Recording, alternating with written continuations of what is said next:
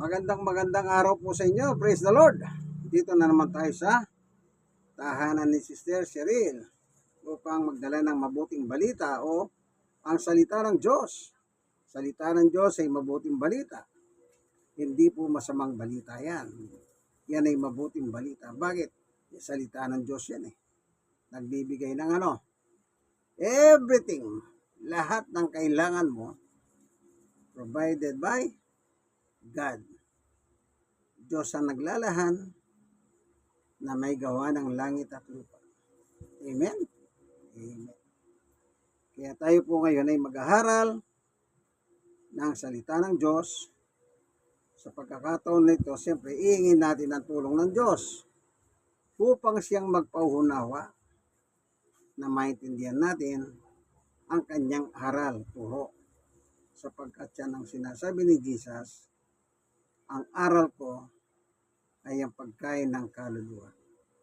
Amen? Amen. Panginoon Diyos sa aming Ama na makapangyarihan sa lahat. Minsan pa, samahan mo po kami sa aming home Bible study ni Sister Cheryl sa kanyang tahanan, sa kanyang tindahan, upang aming maintindihan ng lubos ang iyong salita at pakinabangan ng aming kaluluwa. Salamat po sa ngalan ni Jesus. Amen. Ang sabi ni Apostol Pablo, sino pala si Pablo? Siya po si Saulo nang hindi pa mananampalataya. Nung siya ay manghuhusig pa, nang siya ay lumalaban sa ating Panginoong Yesus. Pero nung naging Pablo na siya, ito na po yung apostol ng ating Panginoong Yesu-Kristo. At siya po ang itinalaga niya upang magpatotoo sa ating mga kahentilan about Jesus Christ. Tayo pong Pilipino ay bahagi tayo ng Intil sapagkat labas po tayo sa bansang Israel. Ang Israel po ay mga Hudyo.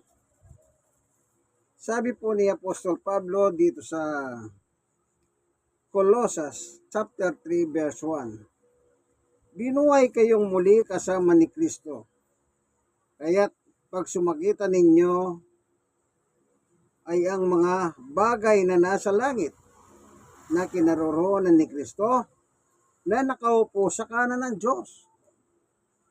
Dito pa lang sa verse 1 ang sinasabi ng Apostol Pablo, kung meron po tayong pagsusumakitan sa buhay nito, yung mga bagay na nasa langit, sa ngayon ang pinagsusumakitan ng tao, yung mga bagay dito sa ibabaw ng lupa. Especially kung ipinanganak kang mahirap. Kung yung mayaman nga, yung mga bilyonaryo nga, trilyonaryo nga, pinagsisikapan nila yung mga bagay dito sa lupa Bakit? Yung mayaman na nga, hindi nila alam paano nila dadagdagan yung kayamanan nila. Kaya kung makikita nyo po sa ibang mga magazine, kagaya ng Forbes magazine, makikita nyo po yung pinakamayaman na tao, halos, yan, may number 1, nagpapalitan lang sila. Ibig sabihin, naghahangad pa sila ng maraming kayamanan. Kasi number 1 siya ngayon, then no sumunod, ay number 2 na lang. Ibig sabihin, nauusan na siya. Maaaring maging number 3, pero yan, baba, taas, baba po sila. Mga bagay na material na pinagsisikapan po nila dito sa ibabaw ng lupa. May babala dyan Ang nagbabala dyan, si Juan. Tignan natin yung sulat ni Juan. Ito po yung warning niya. Ito yung warning niya. Kung aangarin natin mga bagay dito sa ibabaw ng lupa, tandaan nyo po, ang mga dito sa lupa, yan ay nagwawakas, nawawala, kaibigan. Dito sa Hunang 1:2:18, anong sabi ni Juan? Babasahin po natin, Unang 1:2:18. Anong sabi niya? Ganito po, 17. Mapaparam ang sanlibutan at lahat ng kinauumalingan nito. O, kita nyo? Mapaparam. Ano bang ibig sabihin ng mapaparam? Mawawala. Yung dito sa lupa na kinauumalingan ng tao. Tignan nyo po na lang kung gaano kagandang technology. Hindi ba yung mga cellphone? Saan tayo nagsimula sa cellphone? Yung mga maliliit. Hanggang sa develop. Ngayon, ang gaganda ng mga cellphone. Lahat na lang na-develop paganda ng paganda. Isipin, nasa abroad ka. Ang bahay mo sa Pilipinas, nakikita mo. Oh. Ang bahay mo, gusto mo nakalak lahat. Kahit sa ibang lugar ka, pwede. Walang makakabukas sa iyong bahay. Yan ang pinagsisikapan ng mga tao, mga bagay dito sa ibabaw ng mundo. Sino ba naman ang hindi mahuhumaling dyan? Kung yung mahirap pa sa daga, ito na lang ng Pilipinas. Anong Pilipinas ang tawag nila? Number 1, texting country in the Philippines, in Asia. Number 1 tayo sa texting. Nakikita naman po natin yan, bata pa lang. Tumitira na. Ano yan? Bata pa lang natuturuan ng mga bagay dito sa ibabaw ng lupa. Kaya paglaki niya, mas lalo siyang ihigi. Bakit? Nahihingan niya siya, nasasarapan siya, naliligayahan siya. Yung iba nga nagkakaroon ng sakit sa kamay yung naninigas, sabi ng doktor. Yung iba, kahit hindi na kumain, sa gabi, hindi na natutulog, napupuyat na. Kaka-chat sa kanilang cellphone. Kaya sabi ng Biblia, sabi ni Juan, unang 1:2:17, mapaparam ang sanlibutan at lahat ng kinaumilingan nito. Mapaparam, kaibigan. Kaya sabi ni Apostol Pablo sa Colosas 3:1, anong sabi niya? Pag sumakita ninyo ay ang mga bagay na nasa langit. Bigyan ko kayo ng halimbawa. Kayo mga kaibigan nanonood ng video ito. Pagmulat ba ng inyong mata sa umaga, nagpapasalamat ba kayo sa Diyos? Kakain na lang kayong almusal, nagpapasalamat ba kayo sa Diyos? Kakain kayo ng tanghalian, nagpapasalamat ba kayo sa Diyos bago kayo kumain? Kakain kayo ng hapunan, nagpapasalamat ba kayo sa Diyos bago kayo mga hapunan?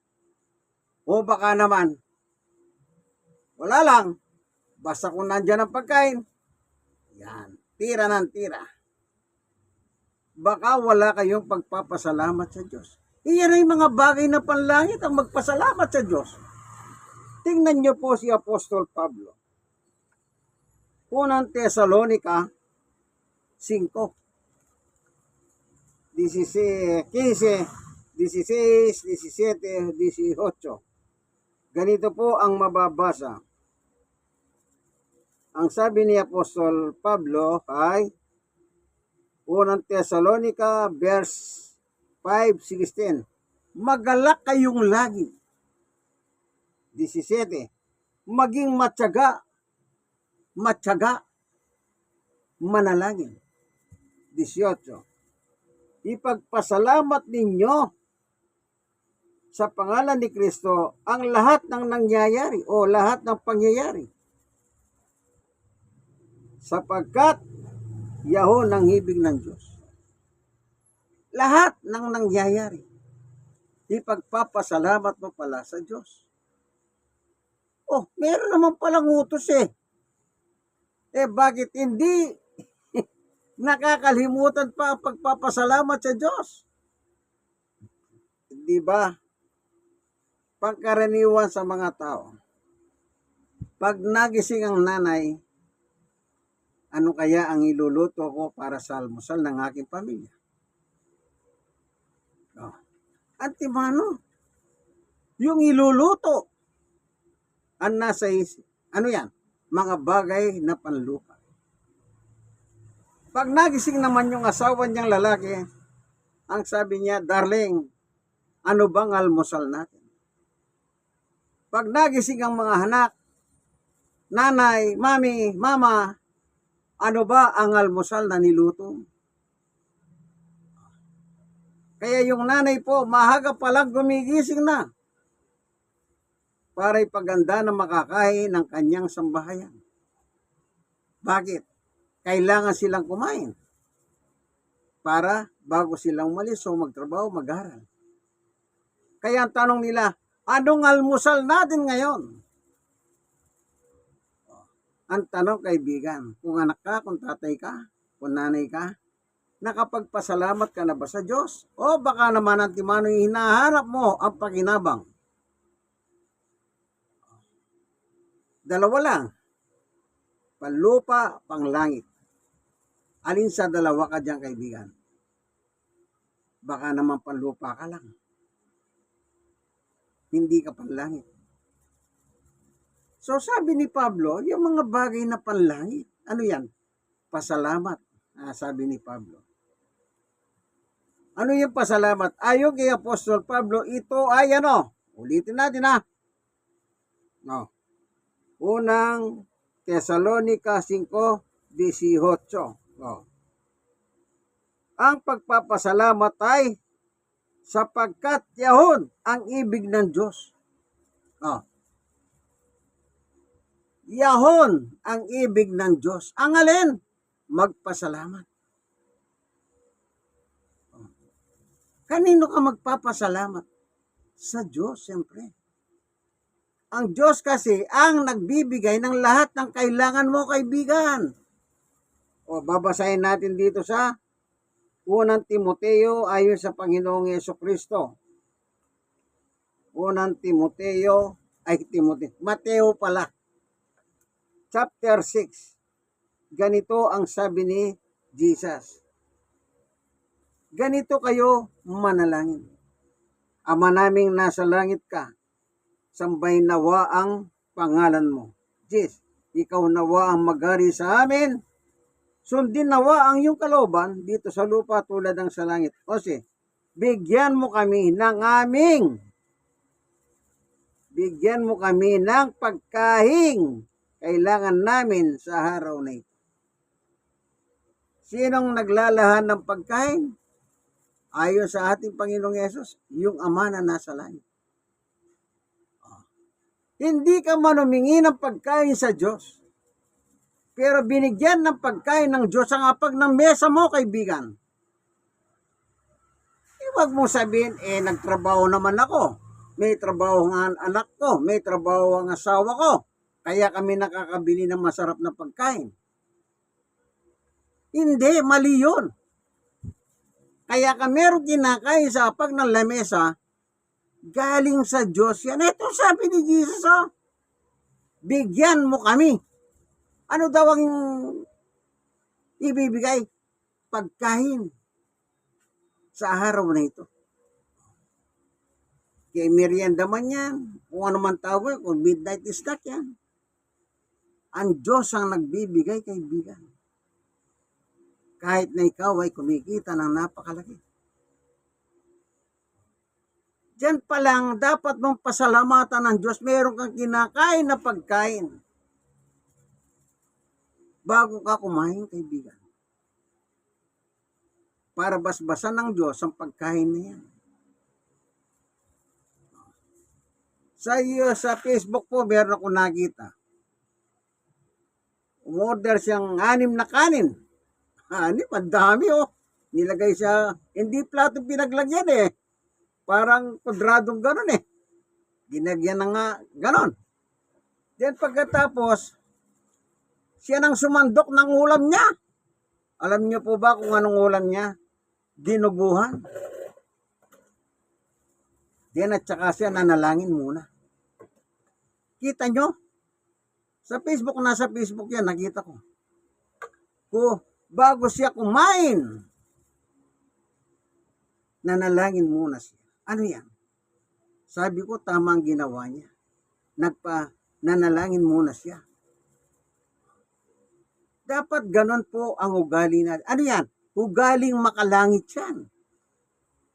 Hindi yung ay, kasarap naman ito. Kain ng kain, masarap. Hindi.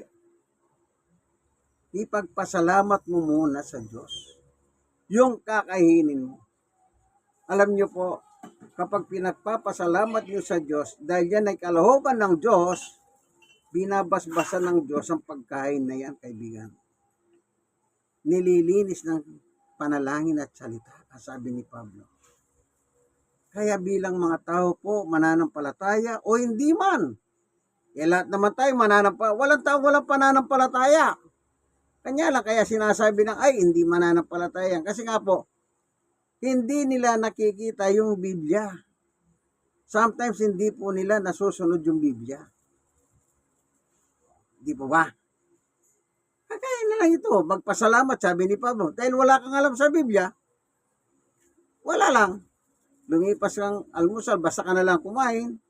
Lumipas ang merienda, tanghalian, merienda, apunan, midnight. Wala ka man lang nabanggit na pasalamat sa Diyos.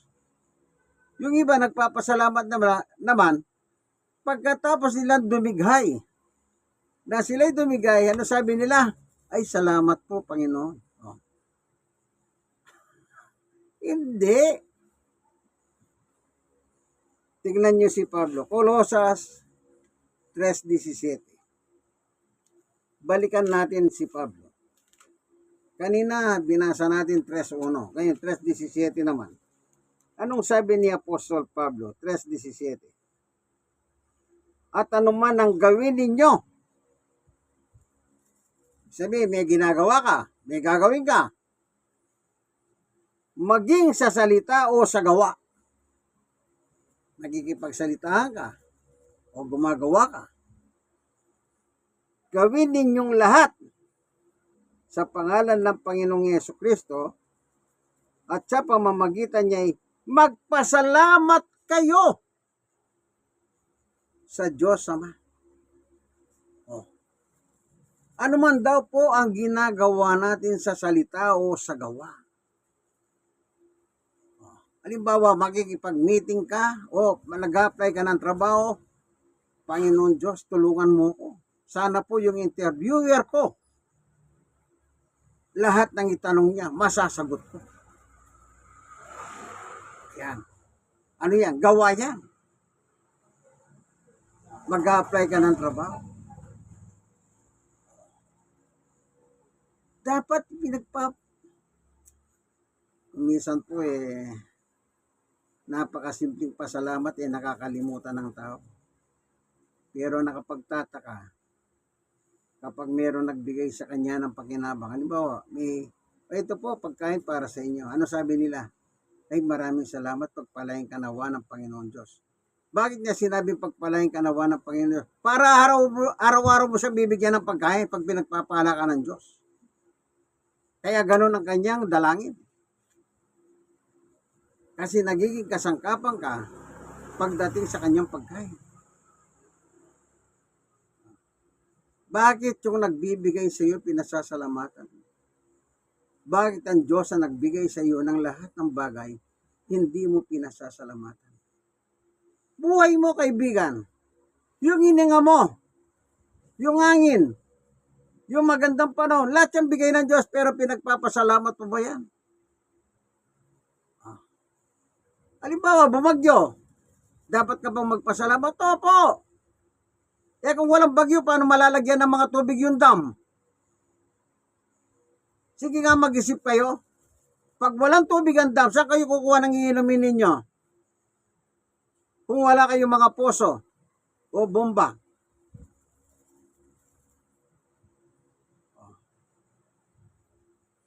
Kahit bumabagyo, ipagpasalamat ninyo yan.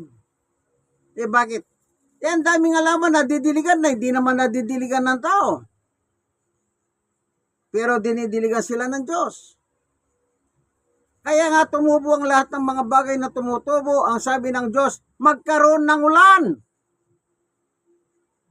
At nangumula na nangyayari at tumubo ang mga halaman na namumunga, nagbibini at hindi nagbibini. Sa Genesis, sa creation. Nangihiwalay ng Diyos ang tubig at dagat.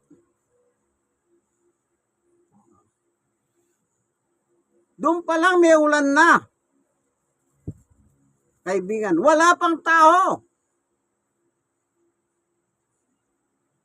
Yung mga isda na buhay sa dagat, sa ilog, mga hayop na buhay sa tubig, sa mga halaman, wala pang tao.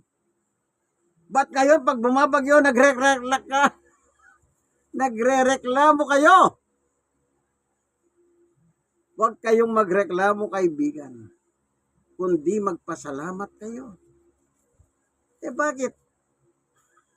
Pag walang tubig, ano sabi niyo? Tubig! Tapos ayaw niyong umulan? Lahat ng bagay may layunin ng Diyos niya, kaya bumabagyo.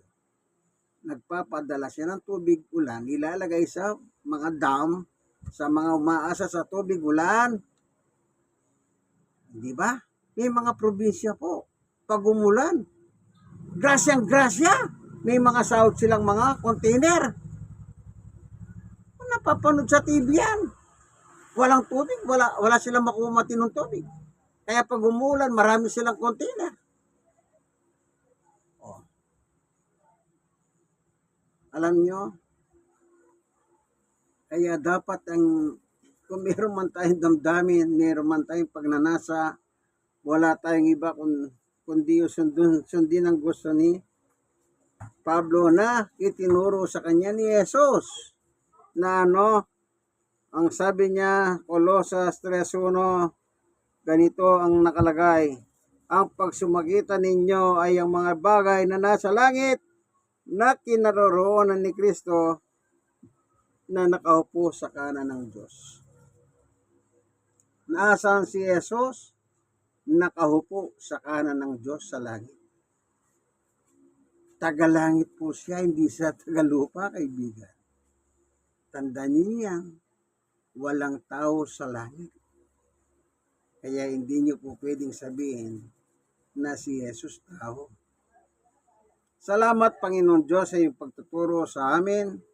Tinuro mo sa amin kung meron man po kami pagsusumagitan sa buhay na ito, hindi mga bagay na material na nawawala, naluluma, lumilipas, kundi ang mga bagay na panlangit. Maraming salamat po sa iyo, O Diyos, sa ngalan ni Jesus. Amen. Ito po ang inyong kaibigan kay Jesus, Brother Manny Bautista. Siya naman po si Sister Cheryl. Dito tayo sa kanyang tindahan. Tindahan po ito. O, sige, tignan niyo para sabihin niyo yung tindahan niya. No? Sari-sari store po ito. Para siyang supplier pa nga ng dito, mineral water. Po. Supplier ng mineral water dito. Salamat po sa ngalan ni Jesus. Amen. Ito po inyong kaibigan Jesus, Brother Manny Bautista. Siya naman po si Cheryl. Nasa barangay 96, Sunit, District 1, Tondo, Manila. God bless us all po. Bye-bye.